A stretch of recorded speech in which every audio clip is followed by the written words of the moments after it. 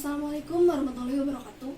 Perkenalkan, nama saya Siska Herunisa dari D3 Reguler Farmasi semester 4, Sekolah Tinggi Teknologi Industri dan Farmasi Bogor.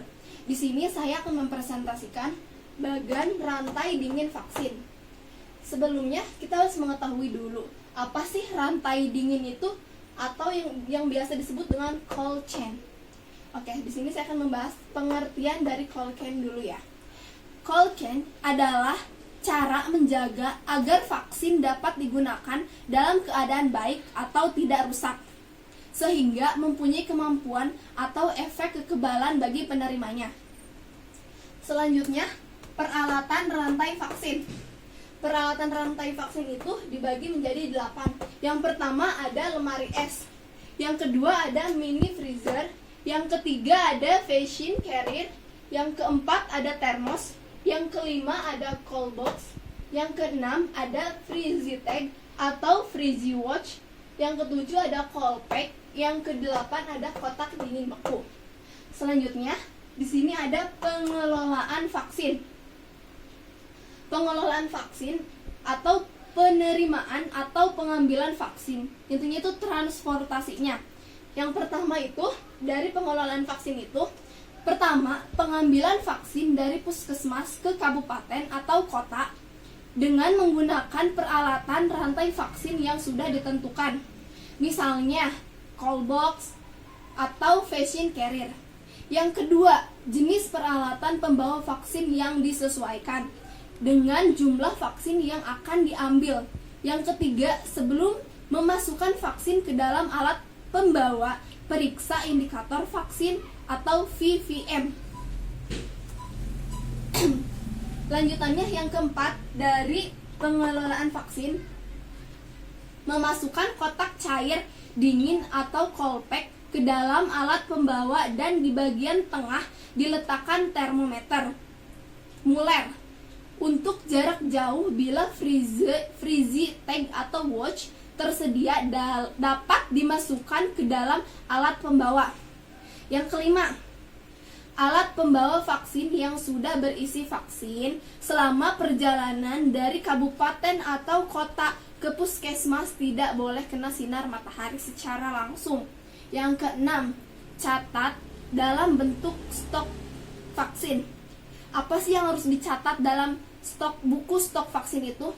Yang pertama ada tanggal menerima vaksin. Yang kedua ada jumlah. Yang ketiga ada nomor batch. Yang keempat ada tanggal kadaluarsa. Selanjutnya ada penyimpanan vaksin. Penyimpanan vaksin di sini. Penyimpanan vaksin yang pertama, vaksin disimpan pada suhu kurang lebih 2 derajat Celcius sampai 8 derajat Celcius. Yang kedua, bagian bawah lemari es diletakkan kotak dingin cair atau cold pack sebagai penahan dingin dan kestabilan suhu. Yang ketiga, vaksin tetek diletakkan lebih jauh dari evaporator. Yang keempat, bila jarak antara kotak vaksin minimal 1 sampai 2 cm atau 1 jari agar terjadi sirkulasi udara yang baik. Yang kelima, letakkan 1 buah termometer muler di bagian tengah lemari es. Penyimpanan vaksin harus dicatat 2 kali sehari pada grafik suhu, yaitu saat datang pagi hari dan menjelang pulang siang atau sore hari. Selanjutnya ada penanganan vaksin rantai dingin. Penanganan vaksin rantai dingin. Sebelum waktu sampai di puskesmas perlu adanya penanganan. Apa sih penanganannya? Penanganan dari vaksin rantai dingin itu, pertama, harus cepat diambil dari lapangan terbang. Harus disimpan suhu yang tepat dalam lemari es, baik penyimpanan pusat provinsi maupun kabupaten. Yang ketiga, harus tetap dingin dalam perjalanan dari tempat penyimpanan yang satu ke tempat penyimpanan yang lainnya, sehingga vaksin akan sampai ke puskesmas dalam keadaan yang baik.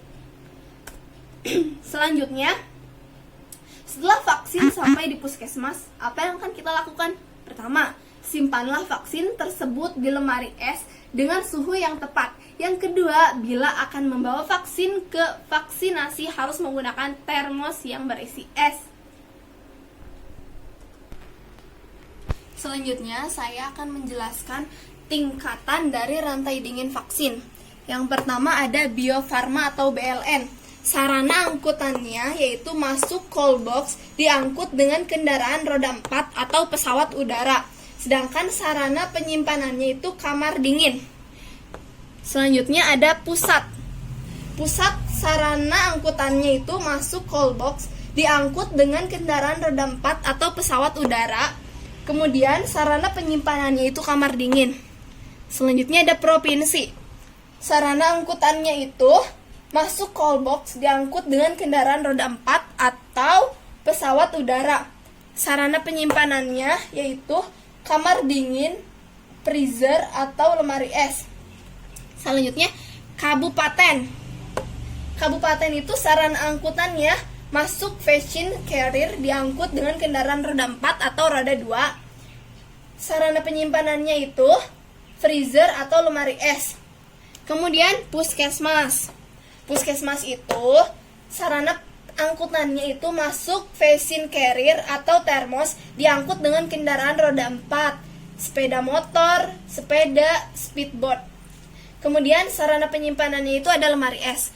Kemudian yang terakhir ada lapangan. Lapangan itu sarana penyimpanannya itu fashion carrier atau termos. Sekian presentasi yang dapat saya sampaikan, kurang lebihnya mohon maaf. Wassalamualaikum warahmatullahi wabarakatuh.